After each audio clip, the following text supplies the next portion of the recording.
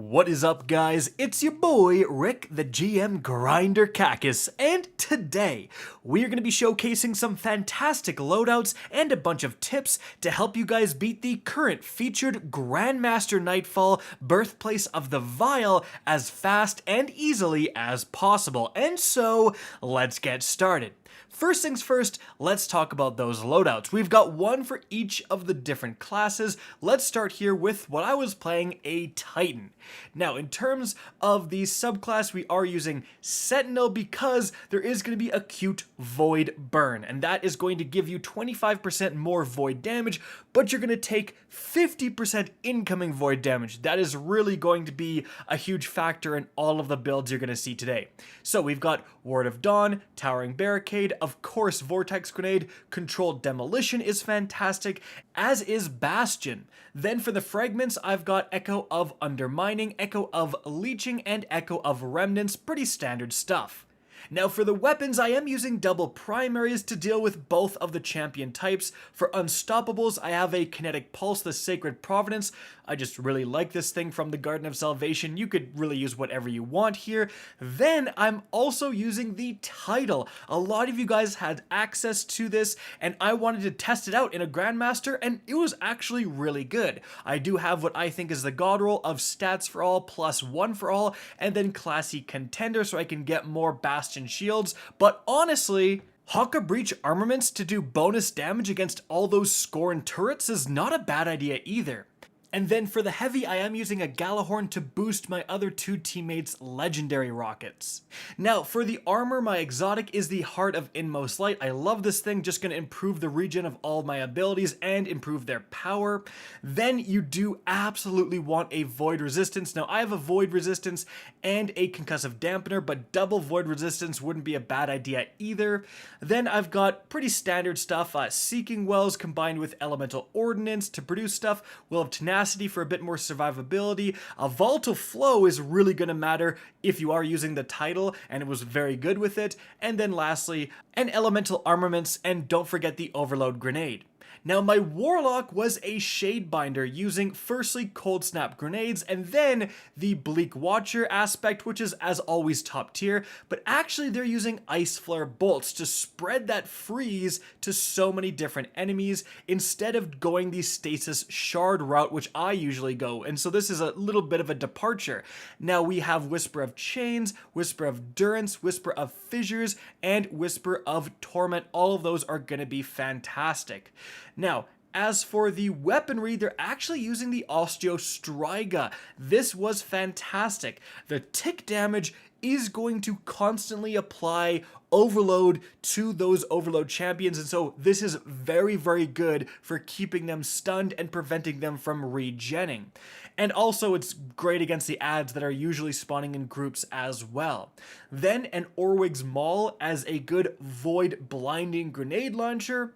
And lastly, we have a Royal Entry. This Void Rocket Launcher is probably going to be what you want to use. In fact, both my teammates are using a Royal Entry, which is why I'm using the Galahorn to give them Wolfpack rounds. So yeah, this is probably the best choice in terms of a heavy weapon when acute void burn is active.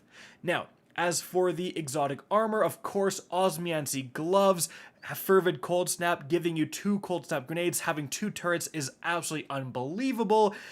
And there really aren't any required mods here. Go whatever route you want. Now moving on to the Hunter, of course, we've got a Night Stalker Hunter with Mobius Quiver, we've got Vortex Grenades as always. Then for the aspects, we have Trapper's Ambush and Vanishing Step, just 2 ways to become invisible, so darn good. Echo of Remnants, Echo of Persistence, and then Echo of Obscurity are our fragments. Now as for the weapons, we do actually have an Outbreak perfected to deal with those unstoppable champions, as it is a pulse rifle, and this is just going to be great for you kill one ad. Remember, 40% increase red bar damage, and then the Siva nanites are going to spread to other guys. It's going to let you kill guys behind corners and stuff. Pretty darn decent weapon.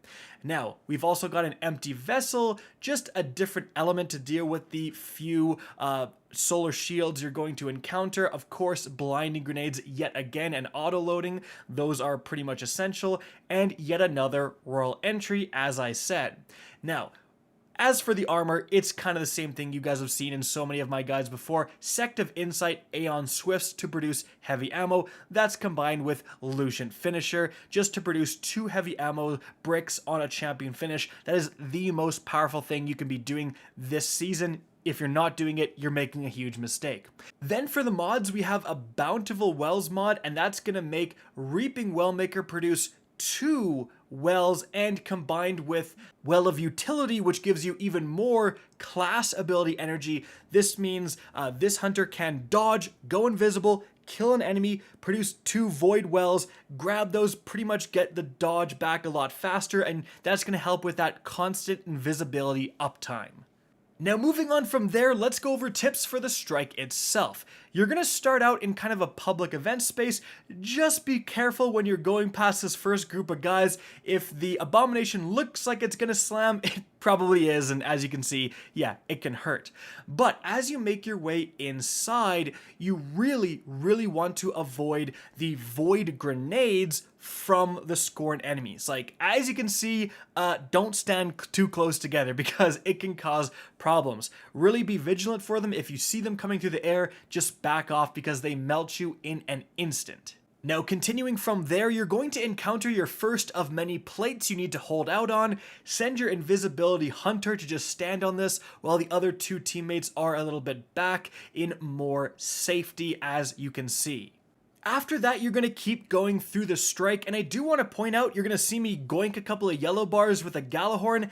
Don't be afraid to do this, guys. Use your heavies. You're going to be getting so much ammo thanks to your hunter with Lucent plus Aeons that you really want to liberally use those rockets, because honestly, a lot of people get into the mentality of, oh no, I need to save my heavy for champions for the boss, and then they get killed by a bunch of red bars that they get overwhelmed with. One rocket can kill an entire spawning wave of adds. Just use them. You're going to have enough ammo. But continuing forward, you're going to get to these stairs here, get your hunter to make you guys invisible, wrap around to the right, and as you can see, much easier to fight from this outside platform. Then you're going to activate this portal and teleport into this room. Now, importantly, you're going to teleport back to this exact same room during the boss fight, which means, and we did pull this off in the other room this also applies to, if you get a finisher on the champion at the very end, you can actually leave the heavy bricks on the ground if you're almost full, and then during the boss fight, when you teleport in, those heavy bricks, as you can see, they are still there. And so that is absolutely a tactic you should consider. Next up, we have 2 more plates to stand on, so here you can be in the back and watch all the enemies spawn, a couple of Galahorns, a couple of grenades, you'll get them all. Then, as for the other plate, definitely here you can kind of all hold out here. They only spawn up to the left, and then they spawn down the stairs, so certainly some grenades as they're coming up are going to be fantastic. Now, once you're done with the plates, you're going to open another portal and teleport to that, room that we showed earlier. Again, same room you're going to go to in the boss fight, so potentially leaving ammo is a good idea. But after that, you have kind of one last hallway, and there's going to be 2 champions here. Remember, you can jump up to the top left or top right to hold out there, but guys, make sure to get the finishers. You want absolutely full heavy when going into this next part, because as you can see, you're going to be yeeting a ton of Galahorns and Royal Entries at these 2 massive Scorn bosses here. So again, overproducing heavy is a great idea, so you can shoot all of your rockets, go back in, grab the heavy bricks that you weren't able to pick up before, come back out and keep shooting, because again, 2 massive mini bosses and then 2 unstoppable champions as well. You want a lot of heavy for this part. Now, right after that, we have the boss fight, and oh boy, this one is a doozy. Essentially, you're in this one pretty small arena, and you've just got to stay mobile. Almost treat it like the boss fight of the Vow of the Disciple, where you're just avoiding Rahulk. Kind of the same thing. The boss is going to move all around this area, and you're going to have pretty constantly spawning waves of adds. Now, apparently they cap out at 7 waves spawned, but honestly, as long as you're vigilant and you can see where the adds are spawning in, 1 rocket or 1 grenade will kill pretty much all of them.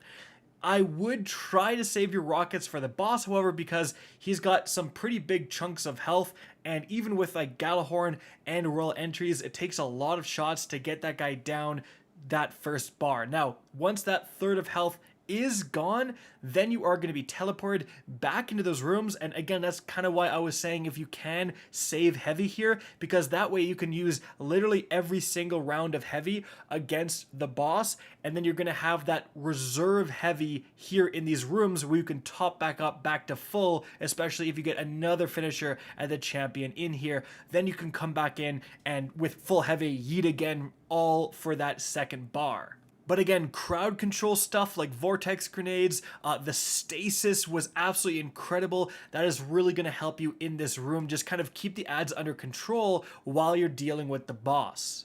I also want to mention that during this room, again, it's very likely that someone just dies, but don't panic. You can easily lead the boss away. Just kind of keep shooting at him and direct his attention elsewhere, and then loop around and get that res. Don't, rush back in for the res if the boss is still there, because his stomps are pretty devastating. But again, once you've done enough damage to this boss, you're going to be teleported into that second room, and hopefully you have some heavy ammo waiting for you on the ground here. Then, for the final phase, again, there's going to be one more champion that always spawns on each third of his health. But once you deal with this champion, then you want to direct all your attention to the boss. So, pop your supers, use all of your heavy, just try to get that guy out as quickly as possible to avoid all of those different spawn waves of ads. Like the second you kill the boss, you're good to go, right? Like you're going to get platinum. So that's where you want to direct your attention, especially in this final third of health. And hopefully, guys, you're going to get him dead and then get that sweet loot. Guys, that is it for the video. Hope you enjoyed and found this informative. If you did, please remember to help me out by simply rating and especially sharing this video. If you guys want to see more Destiny 2 content similar to this, don't be afraid to slap that subscribe button. If you want to get in touch with me and keep up to date with the latest channel activity, the best way is to follow me on Twitter at RickCacus. That is linked in the description down below. Again, hope you enjoyed the video, and as always, have a good day.